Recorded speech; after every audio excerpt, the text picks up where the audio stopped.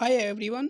Word जी के point पर आपका स्वागत है। आज से हम जो साइंस की एक श्रृंखला शुरू करने जा रहे हैं, जो आपके आने वाले exam railway NTPC, railway group D और जितने भी स्टेट लेवल एग्जाम होते हैं उनमें काफ़ी हेल्पफुल होगी। इसमें जो श्रृंखला शुरू करने जा रहे हैं उसमें हम साइंस के 500 से अधिक क्वेश्चनों के बारे में अध्ययन करेंगे और जितने भी जो सारे क्वेश्चन के बारे में हम डिस्कस करेंगे वो किसी ना किसी एग्जाम में आए हुए हैं। तो आप इसी प्रकार से हमारे साथ बने रहिए और आप हमारे साथ इस चैनल के पर काफ़ी बेहतर तरीके से अपनी प्रिपरेशन करेंगे और आने वाले एग्ज़ाम में काफ़ी अच्छा रिजल्ट हासिल करेंगे। तो अब बात करते हैं कि जो चलिए हम इस चैनल पर किस किस से रिलेटिव पढ़ सकते हैं। आपके इस चैनल पर आप पीसीएस, एसएससी, 10+2, एमटीएस के के अलावा यूपी पुलिस, यूपीएसआई, यूपी लेखपाल के बारे में भी पढ़ सकते हैं। तो इसी प्रकार से हम धीरे धीरे प्रत्येक टॉपिक के या सब्जेक्ट के इसी प्रकार से हम श्रृंखलाएँ शुरू करेंगे, जिसमें हम 500 से अधिक हर एक सब्जेक्ट के क्वेश्चनों के बारे में अध्ययन करेंगे, जो आपके जो आने वाले एग्जाम में हेल्प करेंगे। तो चलो बात करते हैं जो आज के क्वेश्चन है।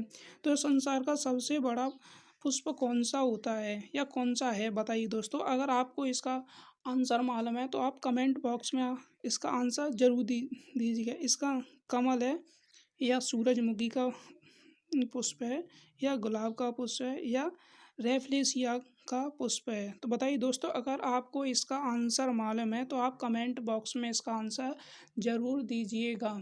चलिए दोस्तों, हम इसका आंसर बताते हैं। जो संसार का सबसे बड़ा पुष्प है वह है रेफलेशिया। जो रेफलेशिया नाम का इस संसार का सबसे बड़ा पुष्प है। चलिए दोस्तों, इसी प्रकार से हम आगे की तरफ चलते हैं। अब दूसरे क्वेश्चन की तरफ चलते हैं। जो मानव शरीर में रक्त शुद्धिकरण कहाँ पर होता है? जो मानव शरीर का जो जितना भी अशुद्ध रक्त होता है, जिसमें यूरिया, नमक या विषैले पदार्थ पाए जाते हैं, उनका शुद्धिकरण कहाँ पर होता है? तो बताइए दोस्तों, अगर आपको इसका आंसर मालूम है तो आप कमेंट बॉक्स में इसका आंसर ज़रूर बताइएगा। इसका इस बताइए, इसके ऑप्शन है लीवर में शुद्ध होता है या फेफड़ों में होता है या किडनी में होता है या फिर मस्तिष्क में होता है। अगर आपको इसका सही आंसर मालूम है तो आप ज़रूर बताइएगा। जो इसका जो सही आंसर है वो होगा किडनी में।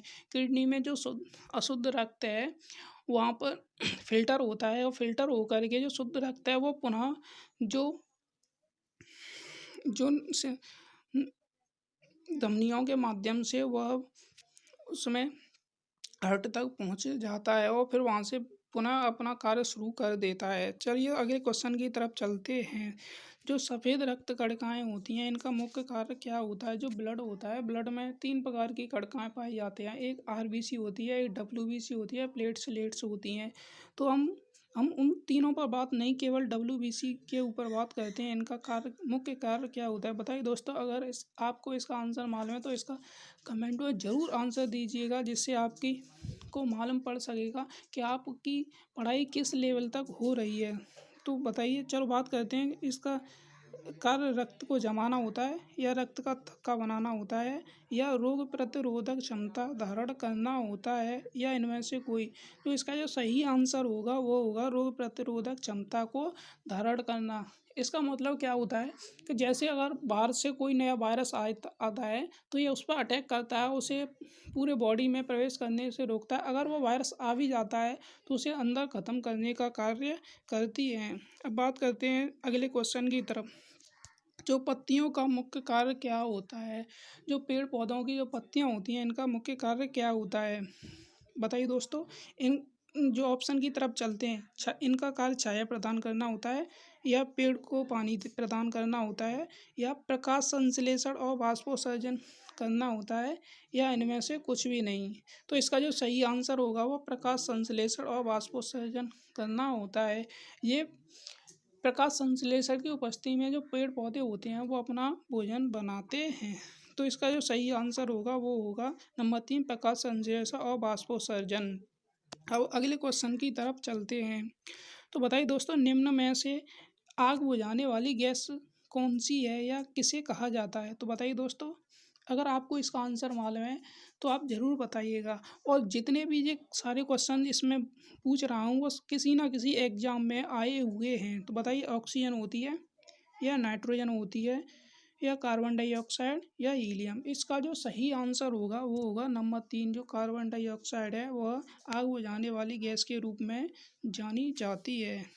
अब बात करते हैं नंबर 6 के तरफ। मानव शरीर में सबसे ज़्यादा प्रचुर तत्व कौन सा पाया जाता है, या ह्यूमन बॉडी है उसमें सबसे ज़्यादा किस तत्व की सब का की मात्रा पाई जाती है? तो इसका जो सही आंसर होगा वो होगा number oxygen. Oxygen human body में सबसे ज़्यादा पाया जाने वाला तत्व है। अगर आपको इसका आंसर मालूम है तो कमेंट बॉक्स में प्लीज़ ज़रूर बताइएगा, जिससे हमको मालूम पड़ सके आपकी पढ़ाई किस लेवल तक चल रही है। तो बात करते हैं आगे के क्वेश्चन की तरफ। जो पत्तियाँ होती हैं उनके हरे रंग का कारण क्या होता है? बताइए दोस्तों। जो पेड़ पौधे होते हैं उनके हरे रंग का कारण क्या होता है, या किसके कारण इनका रंग हरा होता है? तो बताइए दोस्तों। अगर आपको इसका आंसर मालूम है तो कमेंट बॉक्स में इसका आंसर ज़रूर दें। बताइए। नंबर 1 क्लोरोप्लास्ट होता है या ल्यूकोप्लास्ट होता है या क्रोमोप्लास्ट? ये सॉरी, माफ़ करना दोस्तों, ये टाइपिंग की वजह से मिस्टेक के कारण ये क्रोमोप्लास्ट लिख गया, लेकिन इसका जो सही आंसर है वो होगा क्रोमोप्लास्ट होगा। जो क्रोमोप्लास्ट होता है ये पत्तियों में पाया जाता है, जिसके कारण इसका जो रंग होता है वह हरा होता है। चलो दोस्तों, आगे की इसी प्रकार आगे से की क्वेश्चन की तब चर्चा करते हैं। तो बताइए दोस्तों। जो राष्ट्रीय पर्यावरण अभियांत्रिकी जो संस्था है वह कहाँ पर स्थित है, जहाँ पर पर्यावरण से संबंधित मुद्दे या उनके ऊपर चर्चा की जाती है? तो बताइए दोस्तों। अगर आपको इसका आंसर मालूम है तो आप कमेंट बॉक्स में ज़रूर बताइए। जितने भी ये क्वेश्चन पूछ रहा हूँ वो किसी न किसी एग्जाम में आए हुए हैं और ये आने की इनकी संभावना है। ये काफ़ी इंपॉर्टेंट क्वेश्चन है। तो बताइए दोस्तों इसका जो सही आंसर क्या है? तो जिसका जो सही आंसर है वो होगा नागपुर। नागपुर में जो राष्ट्रीय पर्यावरण अभियांत्रिकी संस्था स्थित है। अगर आपको इसका सही आंसर मालूम है तो प्लीज़ प्लीज़ आप इसका कमेंट बॉक्स में आंसर ज़रूर देना। तो आगे के क्वेश्चन की बात तरफ चलते हैं। तो बताइए दोस्तों। जो भूरी क्रांति किससे संबंधित है? जो भूरी क्रांति किससे संबंधित है? बताइए।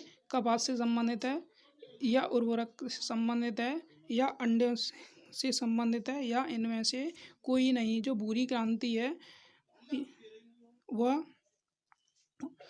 किससे संबंधित है? अगर आपको इसका सही आंसर मालूम है तो ज़रूर बताइएगा आप। तो जो चलिए इसके आंसर की तरफ बात करते हैं तो वो होगा उर्वरक से। जो उर्वरक, ये जो खाद होते हैं उन्हें ही उर्वरक कहते हैं, जिसमें हम उर्वरक को बढ़ावा देते हैं। जो क्रांति का मतलब होता है जिसमें किसी विशेष चीज़ पर फोकस किया जाता है और उससे उत्पादन से संबंधित कार्य किए जाते हैं। तो इसका जो सही आंसर हुआ है उर्वरक से संबंधित है। तो चलिए अगले क्वेश्चन की तरफ बात करते हैं। जो भारतीय पशु चिकित्सा अनुसंधान है,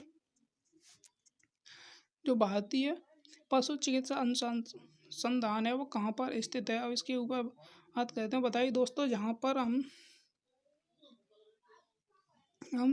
इनके पशुओं से संबंधित बीमारियों के ऊपर चर्चा करते हैं। तो बताइए दोस्तों यह कहाँ पर स्थित है?